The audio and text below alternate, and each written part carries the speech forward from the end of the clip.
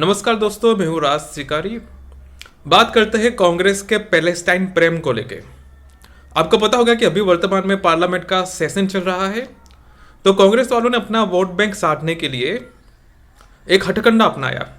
उन्होंने प्रियंका वाड्रा को एक ठेला लेके भेज दिया जिसके ऊपर लिखा था पैलेस्टाइन।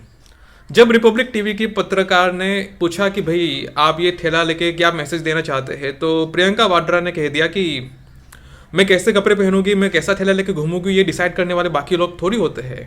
मैं जो करना चाहती हूँ वो मैं करूँगी, ये उनका एक तरीके से कहना था। अब सवाल ये है कि आप जो भी करें वो आपके विषय हो सकता है, मगर जब आप पार्लियामेंट में जाते हैं तो पार्लियामेंट में आप अपने संसदीय क्षेत्र का रिप्रेजेंट करने के लिए जाते हैं। तो ये बताना रह गया कि ये जो मैसेज था वो व्यक्ति विशेष का मैसेज था या पूरी पार्टी ही का ही मैसेज था, और इसमें ज़्यादा सोच विचार करने की भी जरूरत नहीं है। अभी हाल ही में कुछ हफ्तों पहले की बात है या महीनों पहले की बात है, कांग्रेस पार्टी ने एक प्रेस कॉन्फ्रेंस की थी और उसमें उन्होंने कहा था कि पैलेस्टाइन को बचाओ, पैलेस्टाइन के लिए सपोर्ट करो, पैलेस्टाइन को ये पहुंचाओ वो पहुंचाओ, सपोर्ट करो, मदद करो। सरकार को बहुत सारी गाइडलाइन दी थी कांग्रेस वालों ने कि सरकार इजराइल को सपोर्ट क्यों कर रही है, हथियार क्यों दे रही है, सब कुछ बंद करो, लोगों को बचाओ, ये करो। और सरकार ने भी दबाव में आके कुछ राहत सामग्री फलाना ठिकाना बेच दिया। मोदी सरकार ने, हिंदू हृदय सम्राट की सरकार ने पैलेस्टाइन जैसे मुस्लिम बाहुल्य देश में हिंदुओं के पैसे से राहत सामग्री भेजी। ठीक है, पैलेस्टाइन में, गाजा में, जहां पे भी तुम बात करो, ये जो मोदी सरकार है, 56 इंच की सरकार है, ये सबका साथ चाहती है, सबका विकास चाहती है और सबका वोट भी चाहती है।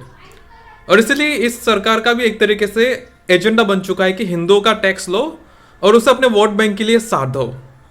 तो ये तो भाजपा की बात है, मगर बात करते हैं कांग्रेस की। कांग्रेस की एक तरीके से पार्टी लाइन है कि भाई हमें पैलेस्टाइन के साथ खड़ा रहना है। उन्होंने प्रेस कॉन्फ्रेंस कर दी, प्रेस कॉन्फ्रेंस में बहुत सारे बातें कही, आप देख सकते हैं यूट्यूब पे वो प्रेस कॉन्फ्रेंस होगी आपको। अब बात करते हैं इसके आगे। जब कांग्रेस को पता चला कि इससे थोड़ा नेगेटिव मैसेज जा रहा है, पैलेस्टाइन देश के लोग क्यों पैलेस्टाइन को लेके सोचेंगे, देश को लेके क्या ही मतलब है पैलेस्टाइन को लेके, आखिर में दुनिया में कहीं कुछ हो रहा है उसको लेके हम क्यों चिंता करें। ऐसा तो यूक्रेन में भी हो रहा है, यूक्रेन में भी गोलाबारी चल रही है, पुतिन दबा के गोला फेंक रहा है वहां पे, मगर कांग्रेस को यूक्रेन की चिंता नहीं है। और भी दुनिया के कितने ही देश है जहां पे मारधार लड़ाई झगड़े हो रहे हैं, मगर कांग्रेस को पैलेस्टाइन की चिंता है। कोई बात नहीं। तो जैसे कांग्रेस को पता चला कि भाई ये तो थोड़ा गड़बड़ मैसेज हो गया हमारा, अगले दिन उन्होंने दूसरा थैला भेज दिया प्रियंका वाड्रा के हाथ में, जिसपे लिखा था कि बांग्लादेश के हिंदू और ईसाइयों के साथ हमें है, इस तरीके से। हालांकि केवल लिपाप होती है। और आपको एक सवाल होना चाहिए, देश के लोगों को एक सवाल होना चाहिए, नागरिकों को, जो हिंदू है, जो हिंदू मुझे देख रहे हैं, उन्हें सवाल होना चाहिए कि कौन सा देश तुम्हारे नजदीक है, पैलेस्टाइन या बांग्लादेश, कौन सा देश तुम्हारे देश के नजदीक है। तो इन नेताओं को किस देश के लिए आवाज उठानी चाहिए, बांग्लादेश के लिए या पैलेस्टाइन के लिए। कायदे से तो बांग्लादेश की बात पहले होनी चाहिए ना, अपने पड़ोस में है वो, है ना, मगर फिर भी यहाँ पे पैलेस्टाइन को लेकर बात होती है। अब देखो ये होता है क्योंकि प्रॉब्लम यही है कि कांग्रेस को पता है कि मेरा वोट बैंक कौन है, और इसलिए मैं हमेशा कहता हूं कि कांग्रेस कभी सेक्युलर नहीं हो सकती। कांग्रेस अब बीजेपी या कोई भी पार्टी कभी सेक्युलर नहीं हो सकती। इनका एक ही एजेंडा है कि भाई हमें अपने समुदाय विशेष का तुष्टिकरण करना है, और ये करते रहेंगे। ये अपने आप को भले कितना ही सेक्युलर दिखा दे, ये केवल आपको बेवकूफ बनाने के लिए, आपको छलने के लिए खुद को सेक्युलर बताते हैं। ये जो कहते हैं ना मोहब्बत की दुकान वगैरह, ये केवल खोखले नारे हैं, बकवास है ये। और मैं साथ में उनकी भी बात कर रहा हूँ जो सबका साथ सबका विकास की बात करते हैं, वो भी बहुत खोखले और बकवास बातें हैं। अगर आप योजनाओं को देख ले, अगर आप बजट वगैरह को देख ले, अगर आप खर्चों को देख ले, एक्सपेंसेस को देख ले, आपको पता चल जाएगा भाजपा या कांग्रेस दोनों ही तुष्टिकरण करती है। और इसलिए मैं कहता हूं कि इन दोनों पार्टियों को छोड़ो, ना तो राहुल गांधी को वोट दो, ना ही मोदी को वोट दो, किसी को वोट मत दो, अपने से एक पार्टी बना के निकल पड़ो पॉलिटिक्स में। बहुत आसान है, बहुत आसान है, बस मैनेजमेंट करना पड़ेगा।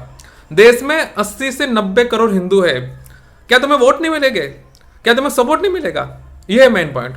और जुड़ो हमसे, हम भी आने वाले समय में राजनीतिक पार्टी और राजनीतिक आंदोलन शुरू करेंगे जिसको लेके हम अपना पक्ष रख सके, अपने समाज को लेकर पक्ष रख सके।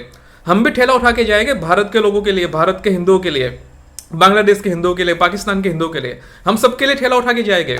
मगर कहने का मतलब यह है कि कम से कम देश के लोग सपोर्ट तो करें। जब तक ये राहुल मोदी इन सब में पड़े रहोगे तो क्या होगा, कुछ नहीं होगा, यही होगा। तुमसे वोट लेंगे, तुम्हारे पैसा ये लोग भेजेंगे पैलेस्टाइन में, गाजा में, उनके लिए चिंता करेंगे। मैं भारत सरकार की बात बताऊं, मोदी सरकार बांग्लादेश में एम्बुलेंस दे रही है, बांग्लादेश में रेलवे के इंजन दे रही है, पावर हाउस लगा रही है, एटॉमिक पावर हाउस लगा रही है। क्यों लगा रहे हैं भाई साहब, क्यों लगा रहे हैं, मुझे बताइए ना। ऊपर से मोदी सरकार तो बांग्लादेश की चाट रही है, बांग्लादेश के तुष्टीकरण कर रही है, मगर मोदी सरकार ऊपर से रसिया को भी घसीट रही है। रसिया भी एक अंदर उनके साथ मिलकर पावर प्लांट बना रहा है। रसिया को क्यों घसीटा जा रहा है इसके बीच में? अगर आपको तुष्टीकरण करना है करते रहिए आप, मगर रसिया को यह कहना कि भाई भाई हमें न्यूक्लियर टेक्नोलॉजी दो, हमें बांग्लादेश को पावर हाउस बना के देना है, ये कोई लॉजिक है इस बात का? और यही चीज मैं कह रहा हूं, ये सब समझना पड़ेगा वरना बहुत देर हो जाएगी, और समय रहते हुए हमें राजनीतिक उपाय ढूंढने पड़ेंगे, वरना हिंदुओं का तो कोई नहीं है इस इतने बड़े देश में, हिंदुओं का कोई नहीं है, ये बात है। तो आशा करता हूं कि आपको कुछ समझ आया होगा। चैनल को सब्सक्राइब करो, लाइक करो, यूपीआई आईडी नीचे दे रखा है, कुछ पेमेंट डोनेशन कुछ भी देना चाहो दे दो कमेंट सेक्शन पे जाके। सो इट इज मी राज शिकारी साइनिंग ऑफ।